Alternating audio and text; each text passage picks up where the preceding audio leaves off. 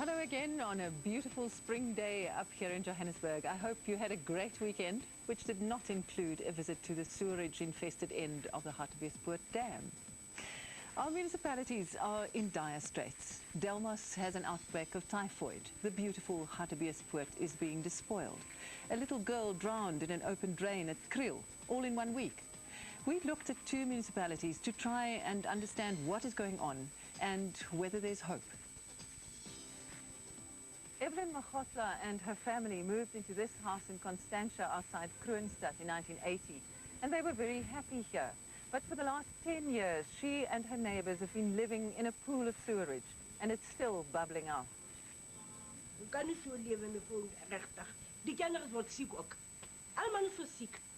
Evelyn built her own house, and now the sewerage surrounding it eats into the walls and rises through the floors.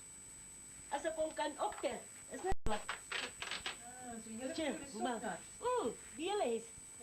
die winter is zo koud. Kijk, het slaapt net. She had to build small retaining walls in the doorways to keep the sewerage at bay. Als het 4 uur is, gaan we zo 5 o'clock aan. Ze gaan niet verder openmaken. Het stinkt. Ons maakt die huis toe.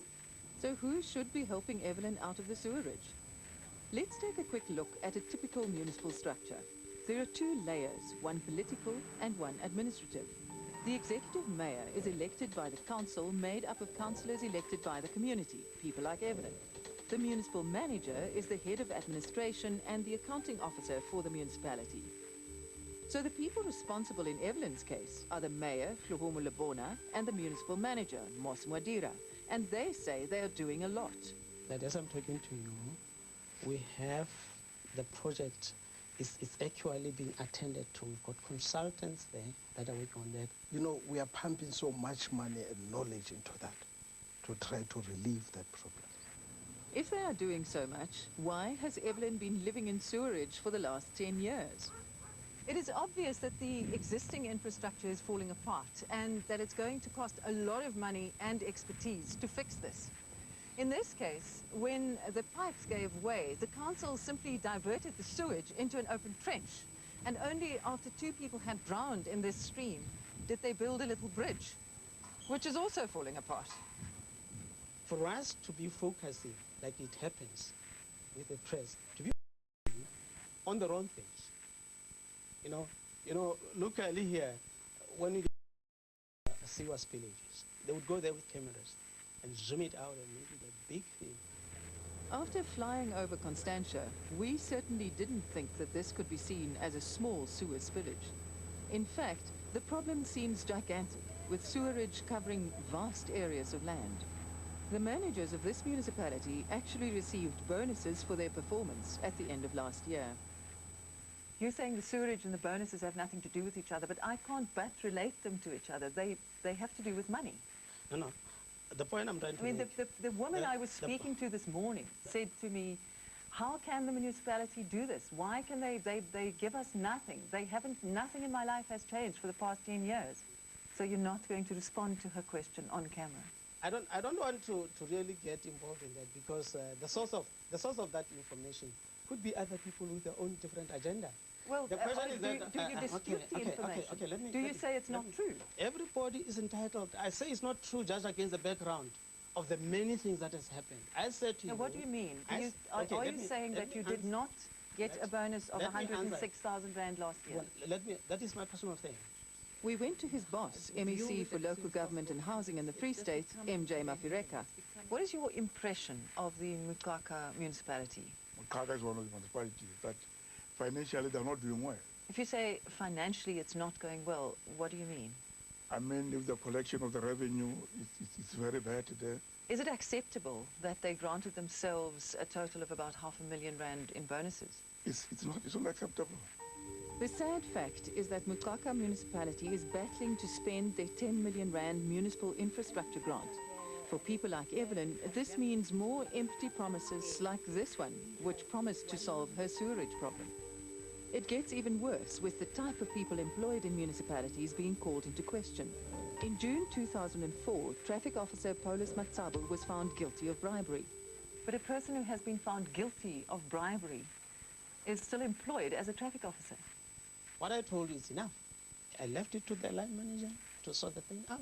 I'm putting questions to you which are being asked by the people out there. And as long as you're not answering them, it looks as if you have something to hide.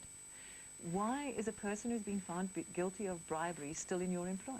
You cannot be presumptive and say, because he was found guilty in the court of law, automatically you're going to fire this person. Moqhaka is but one example of the chaos around the country. There are 284 municipalities in South Africa. 203 have problems providing sanitation, 182 with refuse removal, 155 with water provision, 122 battle with providing electricity, and 42 are unable to execute even 50% of their functions. Given these statistics, it is not surprising that the mood around the country is one of militant protests. The crisis in our municipalities is a national problem, and it is receiving lots of attention. Even President Thabo Mbeki appears to be extremely worried. Recently, he addressed municipal managers and mayors in the Free State. To the managers we have, can they manage municipalities and do this work, or are we just employing our friends? We've got to answer those questions. Do we have the professional people, the engineers and all of this kind of people? How are we managing the finances of the municipalities? But ultimately, it's Minister of Local and Provincial Government, Sidney Mufamadi, who carries the can. A year ago, he put half the country's municipalities in intensive care under Project Consolidate. This was aimed at those that perform less than 30% of their functions, are struggling with service delivery backlogs and revenue collection, and are known to be in financial distress. Almost 50% of all municipalities have been included. But are we talking billions going into Project Consolidate? No, we are not talking billions. You see, we don't just throw money at problems. We try to understand what the nature of the problem is and what the appropriate response should be. Johannesburg is one of the municipalities that have been placed under Project Consolidate because they've experienced billing problems.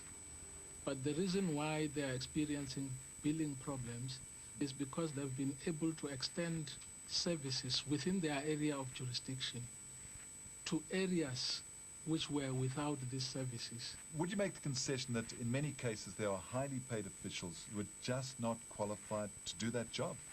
Well, I can say to you that there are serious skills constraints, which then confirms what you are saying, that there are people who are not necessarily up to the jobs for which they've been appointed. Many of us have a picture, and that's of thousands, millions of people living in squalor with no sanitation, using buckets with no clean water because of a few officials living the high life. In instances where people, in an illicit way, help themselves to state resources, the necessary action does get taken. The chaos and corruption in municipalities around the country is now being looked at very closely by a special investigating unit. And this is headed by the relentless Willie Hofmeyer. How do you go about investigating the municipalities? We started at one called Carte, where, you know, it had more or less degenerated into chaos. There were actual shots fired in the council chambers. There were arson attempts to try and destroy the documentation in the building. And, you know, the council had become totally dysfunctional. And we were able to assist them with investigating the allegations of fraud and corruption, looking at tenders that had been issued, investigating the processes, gathering the evidence about what may have gone wrong, doing company searches to see if there were family members involved on the receiving end of the tender. And there were. There certainly were. Do you think that Willie Hofmeyer and his unit's going to make a major difference? Yes, I think he is already making a difference. They've been working very closely with a number of municipalities in the Eastern Cape, in the Western Cape. So you are saying to us right now that there's going to be a higher level of accountability. Sure, but you see, in order for us to achieve that, it means that we must achieve higher levels of civic involvement within the community. We need to get feedback from the community as to the quality of service that they are getting. Silver Lakes, just outside Pretoria, falls under Kungwini municipality, previously Bronkhorstspruit. It contributes just under 2 million rand a month to the municipality. A lot of the services that they are supposed to offer as a municipality is actually carried by ourselves. We clean our own roads. We've been fixing a lot of the problems in terms of our roads, potholes and that type of thing, at our own expense. We even manage our own traffic. We offer our own pointsmen at busy intersections. And we've asked them for a contribution of, say, 25% of what we pay towards Kungwini at the end of the day, to just manage our own affairs, which they have just ignored. You have to wonder what's happening to that 2 million rand when you read about the alleged chaos and corruption in Kungwini municipality. The men at the center of these allegations are Mayor Mike Sipire and Municipal Manager Lolo Duchego. The residents have been up in arms about the situation. Harun Khan is secretary of the Kungwini Residents Association. Harun, what are the main claims against the mayor? Our mayor, Mike Sipiri, has purchased land at 6 rand per square meter, whereas he should have been purchasing that particular land at 22 rand per square meter. That particular pieces of land that he's purchased was sold at a handsome profit. And when I mean handsome, I'm talking of a figure of R1 million. It would appear that the mayor is not at all concerned about these allegations of irregular land deals. The allegation is completely out of line because, like on the property, firstly, when council decided to sell that piece of land, I was not a mayor of this municipality. Mayor Mike failed to point out to us that he was a councillor at the time the land advertisement was placed. Furthermore, the transaction was only signed in January 2005, when he was most certainly mayor. Do you think Minister Mufamadi is taking enough severe action against corrupt officials? Since the launch or release of all these documentations and stuff, nothing's been done yet. So I am of the firm view that he should act more harsher and stronger in this instance. I'm aware that the MEC of Gauteng was concerned about the pace at which this matter was moving, and that she has now taken steps to ensure that it is expedited. So we caught up with Gauteng MEC Kodani Mahlangu. I'm hopeful that by the end of this month we should see finality to all these irregularities that are happening in Kungwini and have a clear process of going forward. So you've got the mayor and the municipal manager with clouds hanging over them. That's exactly the difficulty that we're having. And part of the reason why we cannot do the good work that we need to do through the project consolidate intervention in that municipality is because of the municipal manager. I mean, you increased the man's salary by 10%. You gave him a 10% bonus for performance, and you had no authority to do that. That is sub judice. Well, those are the facts as we know them, and that money has not been refunded to this day. I'm saying that is sub judice. I will not dwell into that. In other words, I'm right. You're not. Well, then why can't you tell me? You're not, but I will not elaborate on that. Although the mayor indicated that this issue was before the courts, we later verified that no court case or disciplinary hearing was in process. We thought we'd put the question to the municipal manager, but he had his hands full. I'm under pressure to be leaving. I'm waiting for a letter, so I have to wrap up. Okay. And I can't leave without giving these people an update of the situation. The Auditor General's forensic report, commissioned by the MEC, found evidence of malpractice and maladministration. There are grounds for proceeding with criminal charges. Are you worried about criminal charges? I'm definitely not.